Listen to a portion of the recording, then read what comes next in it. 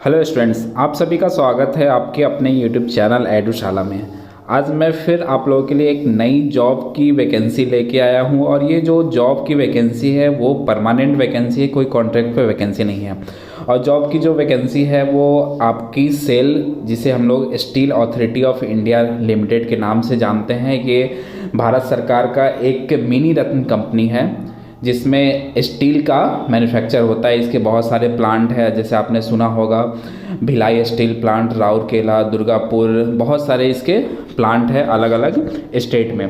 तो उसी की तरफ से आज वैकेंसी आई है, उसी के बारे में हम लोग चर्चा करने वाले हैं। तो इस वीडियो में हम डिस्कस करेंगे जो वैकेंसी है वो किसके लिए है, उसकी क्वालिफिकेशन क्या होनी चाहिए, एज क्राइटेरिया क्या है, सैलरी उसमें क्या मिलने वाली है, उसके लिए जो प्रोसेस होगा एग्ज़ाम का वो क्या है, सिलेक्शन कैसे होगा, इन सभी के बारे में हम डिस्कस करेंगे। अगर चैनल पे नए हैं तो चैनल को सब्सक्राइब कर दें, जिससे जो भी नई नोटिफिकेशन हो आपको ITI से रिलेटेड जो भी नई अपडेट आएगी वो आप सभी तक आसानी से पहुँचती रहे। तो चलिए वीडियो को स्टार्ट करते हैं।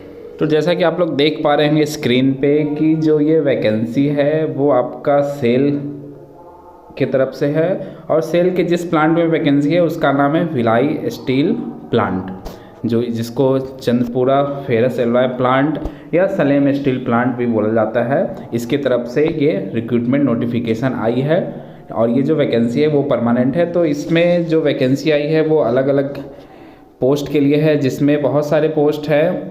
तो जो पोस्ट है उसमें बीटेक वाले के लिए भी है, पॉलिटेक्निक वाले के लिए है, मेडिकल के लिए भी है। तो मेनली जो हम डिस्कस करने वाले हैं इसमें पॉलिटेक्निक और ITI के स्टूडेंट की जो वैकेंसी आई है उसके बारे में डिस्कस करने वाले हैं।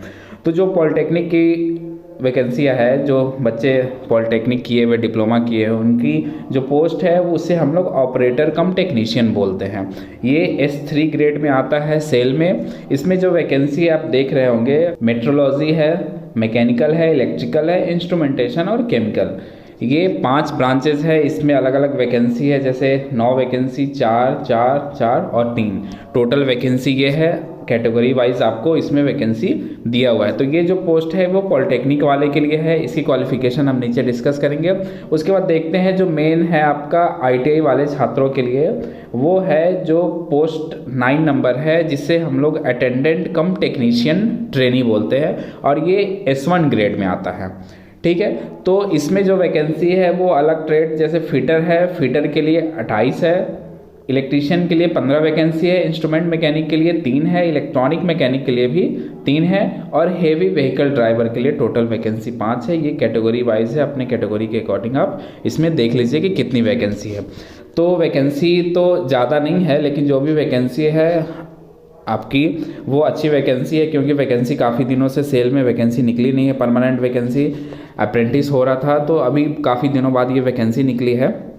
तो ये पोस्ट की बात हो गई। उसके बाद हम इसमें डिस्कस करेंगे कि इसका एज क्राइटेरिया क्या है। तो इसमें आप देख पा रहे हैं कि जो बताया हमने ऑपरेटर कम टेक्नीशियन ट्रेनी, जो सीरियल नंबर था ऊपर में, जिसे S3 हमने बोला था, उसके लिए ये पॉलिटेक्निक वाले के लिए इसका एज क्राइटेरिया आपका मैक्सिमम 28 साल होना चाहिए, और इसमें जो क्वालिफिकेशन होगा आपका मैट्रिकुलेशन होना चाहिए, और 3 ईयर फुल टाइम डिप्लोमा होना चाहिए रिलेवेंट ट्रेड, जैसे जो मैकेनिकल वाले उनके लिए mechanical, metrology, chemical, electrical, instrumentation from government recognise institute. ठीक है, तो कोई भी जो इंस्टीट्यूट AICTE से अप्रूव्ड हो, आपका 3 साल का रेगुलर फुल टाइम डिप्लोमा या पॉलिटेक्निक बोलिए वो कोर्स होना चाहिए आपका। मैट्रिक के बाद वो इसमें अप्लाई कर सकते हैं ऑपरेटर कम टेक्नीशियन ट्रेनिंग में। और जो ITI वाले हैं, जिसे अटेंडेंट कम टेक्निकल ट्रेनिंग बोला जाता है, उनके लिए भी जो एज है वो 28 ईयर है, और जो इनका क्वालिफिकेशन है मैट्रिकुलेशन हाई स्कूल होना चाहिए। उसके बाद आपका संबंधित ट्रेड में ITI होना चाहिए NCVT से। यहाँ मेंशन कर दिया है कि NCVT, तो SCVT वाले छात्र नहीं भर सकते, NCVT वाले भरेंगे, फिटर वाले, इलेक्ट्रीशियन वाले, instrument mechanic, electronic mechanic from recognise institute, जो भी NCVT से एफिलिएटेड इंस्टीट्यूट से आपने fitter, electrician, instrument mechanic, electronic mechanic में ITI किया है, वो इसके लिए एलिजिबल है, अप्लाई कर सकते हैं इस पोस्ट के लिए। उसके बाद बात करें सिलेक्शन प्रोसेस की, तो इसमें आपका जो सिलेक्शन का क्राइटेरिया है, 2 पोस्ट डिस्कस किया, ऑपरेटर कम टेक्नीशियन और अटेंडेंट कम टेक्नीशियन ट्रेनिंग। तो इन दोनों के लिए जो क्राइटेरिया है, इसमें आपका ऑनलाइन CBT टेस्ट होगा, जिसमें 100 मल्टीपल चॉइस क्वेश्चन आपको पूछे जाएंगे।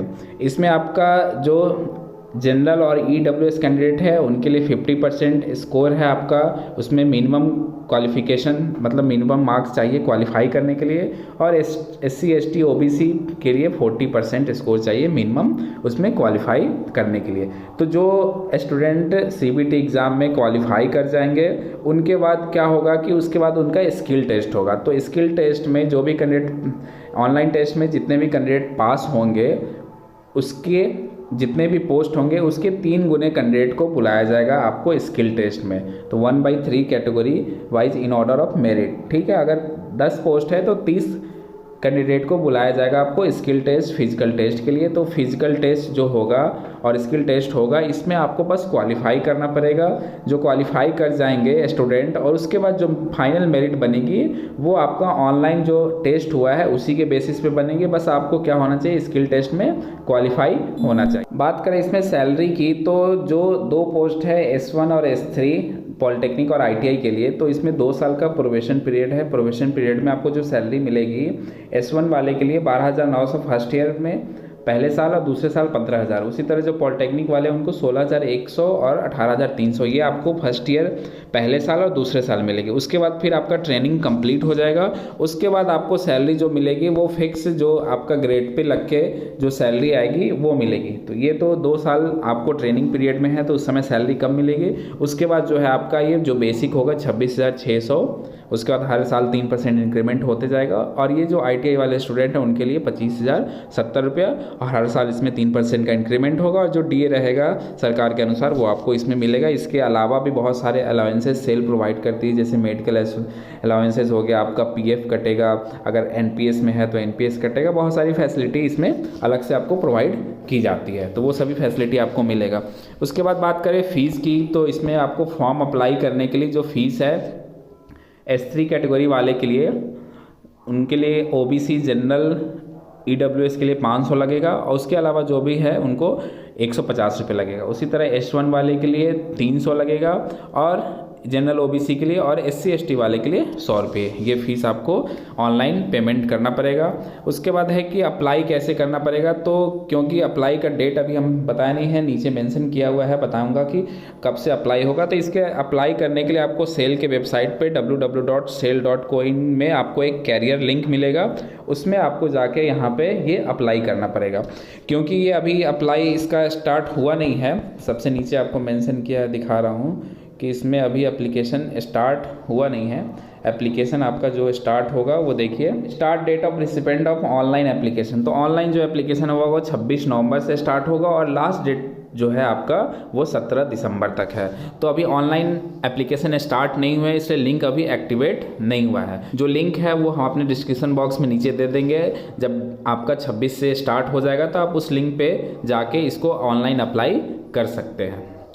तो जो भी ITI और पॉलिटेक्निक वाले छात्र इसके लिए एलिजिबल है, जो उस संबंधित ट्रेड से ITI किए हो या पॉलिटेक्निक किए हो, तो वे सभी छात्र इसको अप्लाई कर सकते हैं।